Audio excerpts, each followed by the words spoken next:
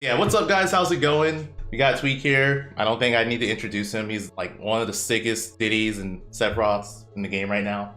Basically, what I'm gonna do is talk to Tweek about Diddy Kong. I'm just gonna ask him what he thinks about the character. I'm sure you guys are curious as well because I feel like Tweek, I mean, you can correct me if I'm wrong on this, Tweek, but I feel like you wouldn't play a character if you didn't think you could win with them as a solo main, or at the very least, if you felt like you couldn't win with them having like a secondary for some matchups. Yeah, like as for Diddy, he's a little strange when it comes to like gauging his like exact viability, because I think a lot of people know this. He does well versus like all the relevant characters usually, like a lot of them, like top tiers, characters you're used to seeing in like a bracket, like Palutena or something, for example, he's like very comfortable with. But then there's like a lot of weird stuff, like he gets destroyed by like Isabel or something, you know what I mean? So in terms of his like tier list placement, it's really hard to place him. But in terms of like just like general tournaments, he is really strong, and the buffs really helped, and like he just has some of the most just raw tech in the entire game. Yeah, I actually originally was using him with Wolf. Yeah. Because Wolf generally covered, not even just generally, like he definitely covered all of Diddy's matchups, because Wolf is really good against any type of zoner usually. And now I'm doing Diddy and Sephiroth, and it's a very similar idea. But yeah. Okay, cool. Where would you rank Diddy in terms of difficulty? Like, do you think he's the hardest character to play competitively? Do you think he's one of the hardest? Usually I avoid this question on my streams because it's like so subjective, right? But if I'm like talking to like you, because like, you know, I've known you for years and all that, and it's like more of a simple conversation, and like it's not going to be a bunch of Twitch chat saying like, oh, you're stupid, or oh, like this is wrong. Yeah, I'm not gonna grill you. Honestly, like with all of my experience with like multiple games and like a bunch of characters, like I think the thing I can say like as an objective statement is that he probably, I can't think of a character that has more stuff than him, like in terms of techniques and like techniques within techniques. Like he technically has the most stuff, probably by far, just raw like stuff unique to him. So in terms of the characters I've played, he definitely is the hardest, and he probably is the hardest, period. But the thing is you don't have to play him like that to be generally successful. I think you can go for the basic stuff, but if we're just considering all possibilities, he has the most.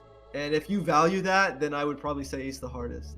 Okay, yeah, that makes sense. Okay, so when you say you can get by with doing the simple stuff, do you feel like at a top level you can get away with playing a very basic Diddy Kong, or do you feel like in order to be successful with him at the highest level you need to be able to utilize like some of his more difficult tech? At least some sort of middle ground. I guess it's matchup dependent. A lot of matchups, like his general style is so successful, but in terms of like that general style has been around for like so many years now. So in terms of like your opponent's probably ready for it if they've been playing a while. And any sort of matchup that brings any difficulty, you probably want to like dig deeper. In terms of the way I play him, it's pretty much like a mix based on the situation. So I think most styles I see like will be successful, but in terms of like pure consistency and like potentially winning tournaments, maybe not. So I think I try to stay open-minded and like work on anything possible and like implement it. Yeah. Okay, so we talked about this, you know, when we were doing your podcast, or like before that, or I think during it too. But I just wanted to ask, just to, you know, have more people like hear your response. How impactful do you think Diddy's infinite being removed is? The second one was like very matchup specific. Like for example, like someone like Donkey Kong, and if Diddy Kong hits you with the banana. Like if Diddy hits DK with the banana, he's probably doing like 50 minimum anyways. Yeah. And Diddy Kong has just so much raw stuff that like DK is just gonna get overwhelmed anyway. It technically is a nerf, and it technically is removing something that's really good. But I never used the first infinite. I actually never played Diddy Kong seriously because of the infinite. It kind of held me back from like wanting to play him because I thought it was just gonna get removed. And then when it got removed, it kind of like inspired me to actually like play Diddy my own way and really pick him up. So honestly, I'm really thankful for that. And the second Infinite was also like a lot harder, more specific on matchups, and I don't think it really changed his matchup spread in the first place. I think he already had so much against the characters it worked on anyways. So in terms of like a tier list placement or something, it doesn't change anything, but it technically is a nerf, I guess. Yeah, I mean, It's healthy to remove it. yeah. I mean that, and I can't really imagine someone actually doing it consistently because that one was way harder than the previous one, right? It was like super. I don't super think hard. it ever happened in any tournament environments, online or offline. Yeah, I think I have a couple more questions. So the next one is, what do you think is Diddy's most impactful buff in Ultimate? There's been like they're like so long ago now that I'm like trying to remember all of them. There's like the recovery buff, there's dash attack, there's forward air range, there's down smash. Oh, I actually, okay, wait. Before we go into that, do you think the forward air buff was big? Because I remember talking to like a few Diddy players and they said it wasn't that big. So I just wanted. It was not. It's definitely Okay. not the first one on the list, but I've seen like some people say it's like not noticeable, and I've seen some people say it is. When I played him, like I like pretty much went straight into playing him after the patches, like that patch. I thought I could notice it, but still, like regardless, it wouldn't be like the number one thing I would say like that like changed everything. Yeah. But I'm sure there's situations where it's very helpful, like regardless of like being able to notice. Oh, up smash! Oh my god, up smash got buffed. Is it the up smash buff? That's the biggest one you think? Yeah, there's like recovery, up smash, F tilt. F tilt's really good at two framing, and they got like a knockback change and stuff. Mm-hmm. I don't know if the actual hitbox or something got changed on F tilt. If I remember right, I don't think I'd it was probably the say hitbox. recovery or up smash. What's Okay. up?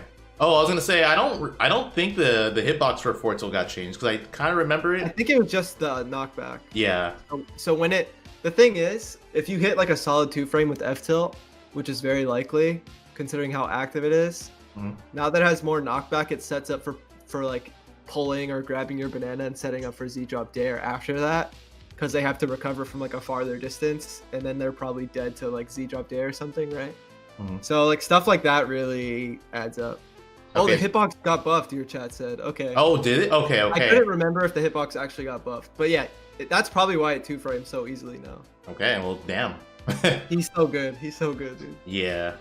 Okay. So, all right. Just to confirm, you said the recovery or the up smash buff is the most significant, right? Okay.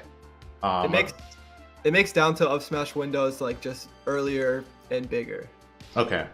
Okay. So, last thing I'm gonna ask is, if anything at all, what do you think would be the main thing that would hold Diddy back from being better than you think he could be? I think it's just matchups versus like zoners. He has a really weird matchup spread because of that. A lot of top tiers kind of like fend well versus themselves, like to other top tiers, and then like the other characters below them are usually irrelevant.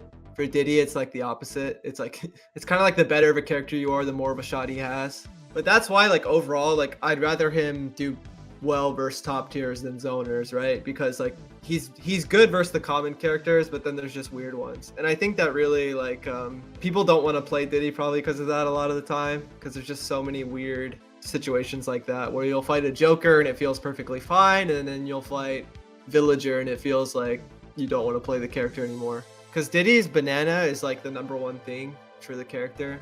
It's transcendent, and you have a lot of ways to fight with it in your hand, so there's always a threat of so many other things along with the banana. And against a lot of zoners, like banana's like threat range becomes irrelevant because of just they have like just a bunch of projectiles on the screen, and they make it really awkward for Diddy to set up, and he's not just like controlling the stage. And like if you eliminate that, then all the crazy mix-ups and all the crazy playstyles you have kind of get like ruined at the source. In other matchups, there's like they might do well against monkey flip but not banana or something, so you always have something to work with in most matchups. But against like the raw zoners that have a bunch of projectiles all the time, you don't really have much to work with. Okay. Wow. So yeah, because there's a lot of zoners in this game, or I feel like a lot of relevant zoners. So Yeah, it's like they're not all equally bad. The worst one is probably like Duck Hunt or Pac-Man or something like that. Because Pac-Man has the projectiles and he has, I call them like roadblocks, like Duck Hunt Down B, Pac-Man Hydrant. That kind of ruins Diddy too. He doesn't have the easiest way to get rid of the hydrant, and it's like banana is no longer a threat when you do that, and he can't just get rid of it because his moves aren't necessarily like super strong.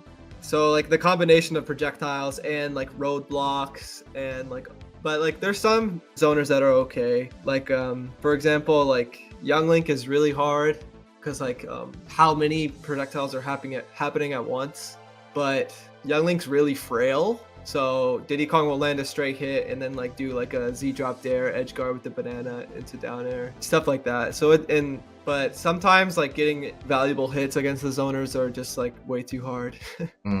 Yeah. But they're not all the same. But they're usually losing. Okay. Because Diddy Kong can fight without banana, but yeah.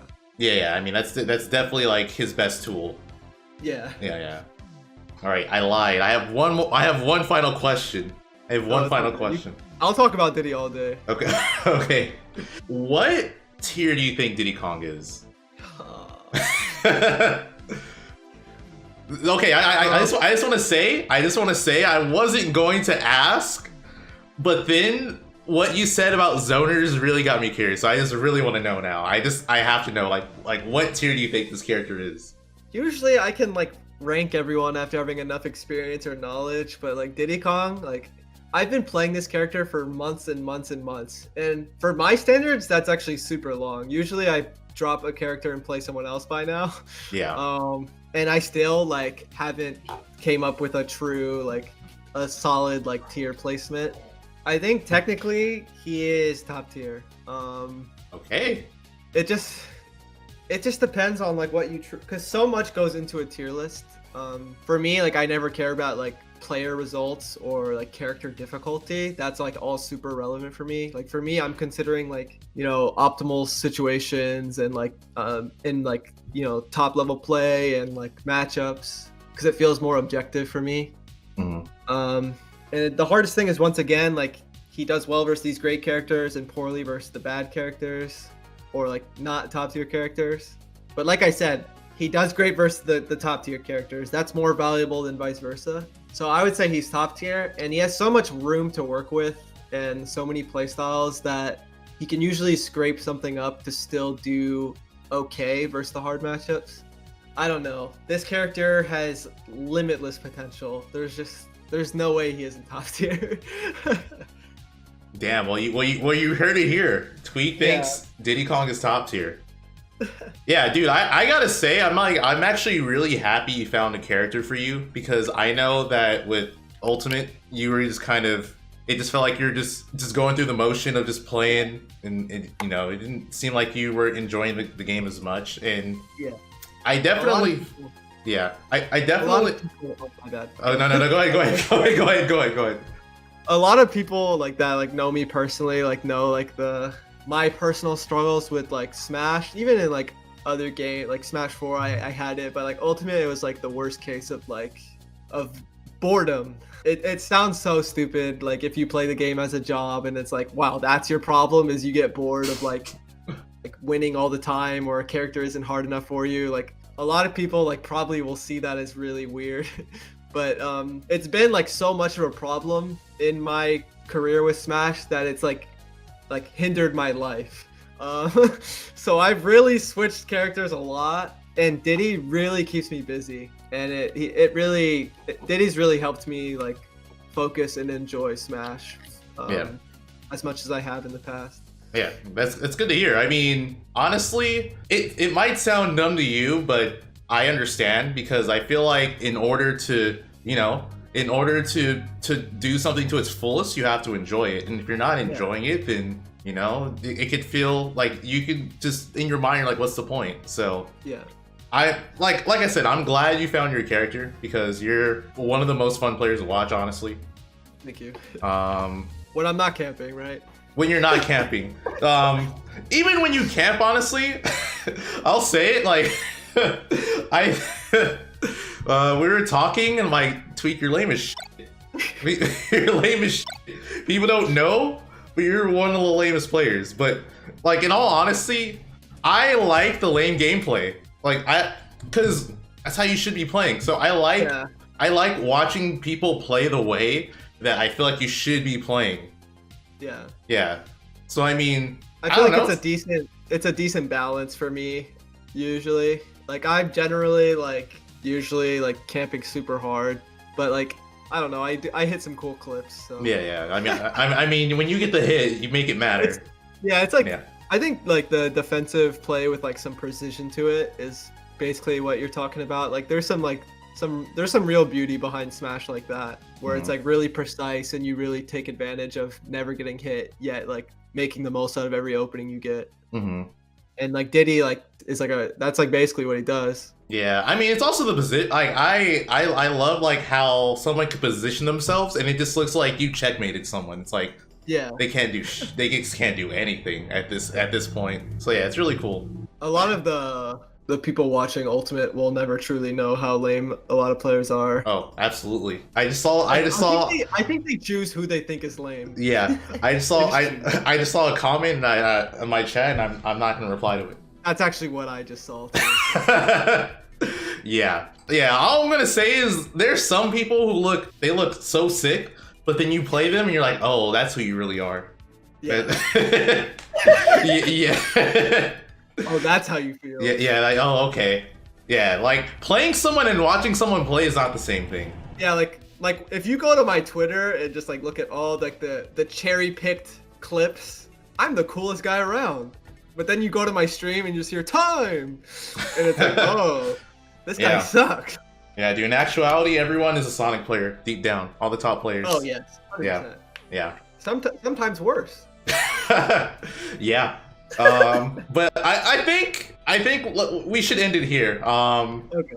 Do you have anything you wanna add or anything like that? We should talk about Sephiroth sometime. We should. Dude, I'm totally down. Yeah. I also, if you want, invite me to your podcast again. I actually really enjoyed it. So I'm glad you enjoyed it. I think we never have a true idea going into it, and it's a little weird, but I think that's also what people like about it. Yeah. Just the natural environment. But yeah, you're definitely welcome anytime. I obviously want to get a bunch of people on there, but I also I don't want to just do it every week. I want to kind of spread it out, if that makes sense. Yeah, no, it totally does. I'll run out of first time guests if I just have a new one every time. Yeah, well, I guess that's it. Follow Tweek on his social media. Is your social media all just Tweek SSB? Everything except my YouTube. My YouTube is super old from when I was a kid, and it's actually just iTweekG. The G standing for Gavin. Oh, okay. So everything else is Tweek SSB. Okay, well, yeah, dude. Make sure you follow him. Subscribe to his Twitch. He has sick gameplay when he's not camping. But yeah, that's gonna do it, guys.